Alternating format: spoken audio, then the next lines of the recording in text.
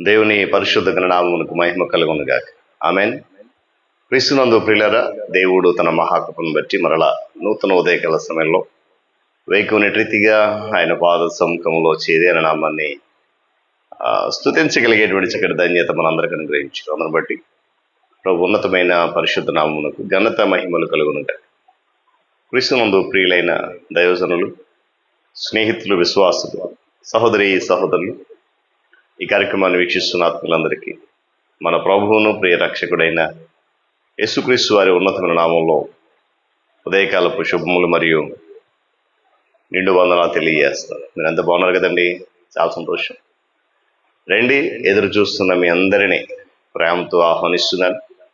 అనుదిన అభివృద్ధి ఉదయకాలపు ధ్యానాలు అనేటువంటి ఈ ఆధ్యాత్మిక కార్యక్రమంలో మనమంతా దేవుని వాక్యాన్ని ధ్యానించి దైవ దీవెనలు పొందుకుందాం.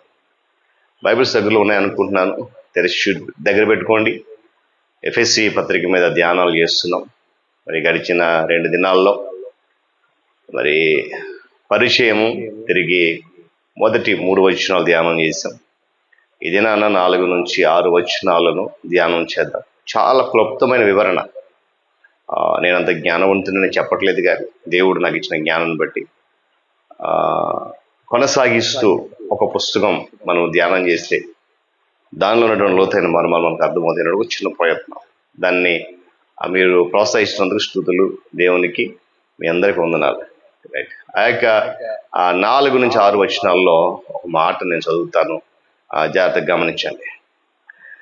జగత్తు పునాది వేయబడక ముందే ప్రేమ చేత ఆయన క్రీస్తులో మనలను ఏర్పరచుకునేను. పిల్లరా, ఈ మాటను బట్టి చిన్న ప్రార్థన చేద్దాం వాక్య ధ్యానంలో. పరిశుద్ధుడు అంటే మీకు వందనాలు. నీ కృపలో మమ్మల్ని జ్ఞాపకం చేసుకున్నారు. ఎఫ్ఎస్సి పత్రిక మీద ధ్యానాలు చేస్తూ ఆయన మేము ముందుకు వెళ్తున్నప్పుడు ప్రతి ఆటంకాన్ని దూరపరిచి లోతైన విషయాలను గ్రహించేలాగా అనుగ్రహించినందుకు స్తుతులు చెల్లిస్తున్నాం. ఏ దినం కూడా అటు కృపలో జ్ఞాపకం చేసుకోండి. యేసు నామమున అడుగుతున్నాం తండ్రి, ఆమేన్.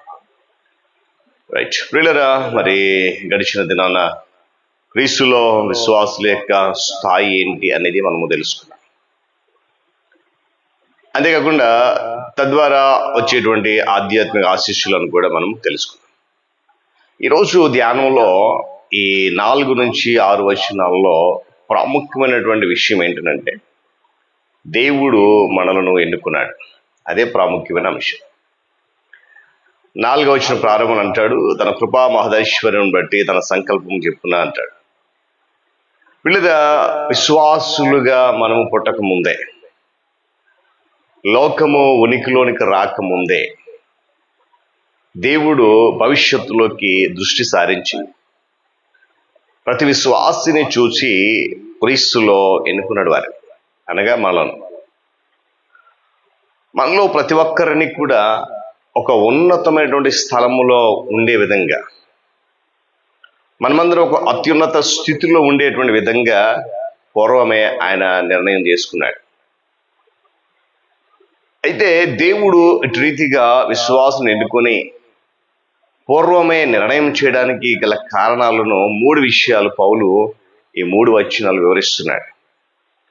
ఎప్పుడు ఎన్నుకున్నాడు ఆయన అంటే, మనం చదువుకున్నాం, జగత్తు పునాది వేయక ముందే.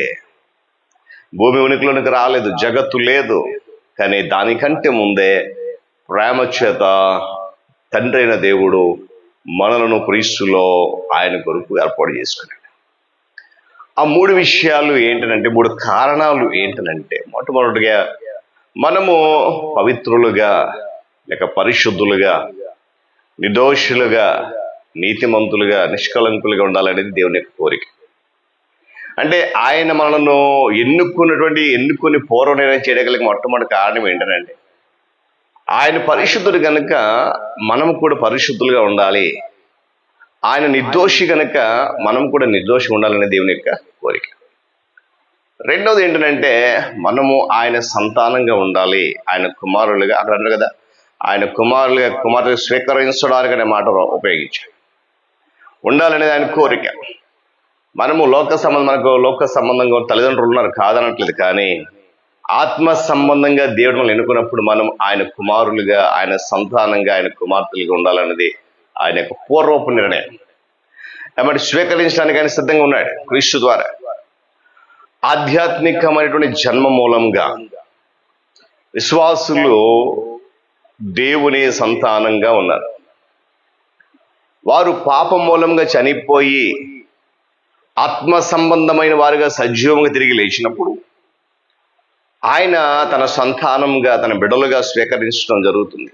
అంటే అటు రీతిగా విశ్వాసులుగా ఉన్న మనందరినీ వారు నా సంతానమే, నా పిల్లలే అని బహిరంగంగా ప్రకటిస్తారు. దేవుని స్తోత్రం కలిగింది. ఇది రెండవ కారణం.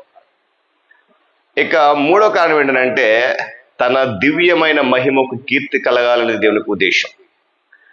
దేవుడు క్రీస్తులో ప్రేమ చేత మనలను పూర్వమే నిర్ణయించడానికి కలగ మూడో కారణం ఇది. ఆయన దివ్యమైన మహిమకు కీర్తి కలగాలి మన ద్వారా. మనుషులు అందరూ కూడా తమ సొంత ప్రయత్నాల ద్వారా పాపము నుండి విడుదల లేక పాప విముక్తి సంపాదించుకోగలిగితే దాని కొరకు మనుషులకే స్తుతులు కలగాలి, మనుషులకే ఆరాధన చెందాలి, మనుషులకే గౌరవము ఉండాలి. ఎప్పుడు తమ సొంత ప్రయత్నాల వల్ల పాప విముక్తి సంపాదించుకున్నప్పుడు.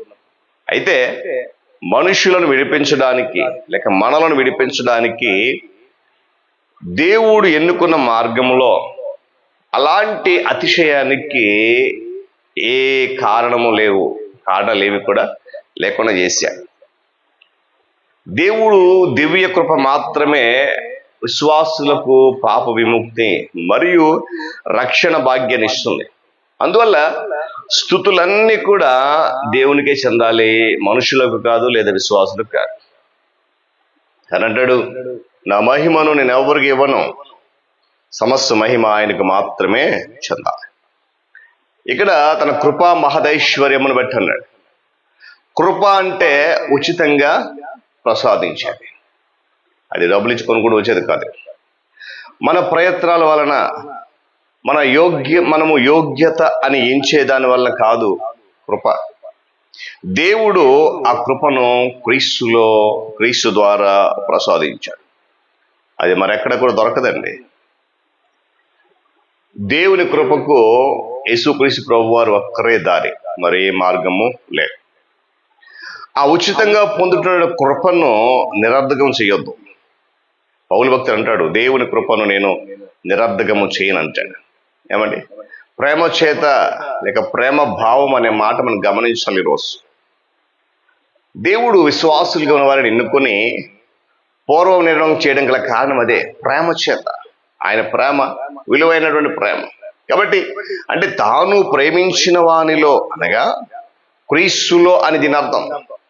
విశ్వాసులు క్రీస్తులో ఉన్నారు కాబట్టి పరిపూర్ణంగా దేవుని ప్రేమను చూరగొన్నారు, దేవుని ప్రేమను కనుగొన్నారు. దేవుడు తన కుమారుడును మన రక్షకుడైనటువంటి యేసుక్రీస్తును ప్రేమించి ఏ విధంగా అయితే హెచ్చించాడో అదే రీతిగా విశ్వాసులుగా ఉన్న మనల్ని కూడా ఆయన ప్రేమిస్తున్నాడు.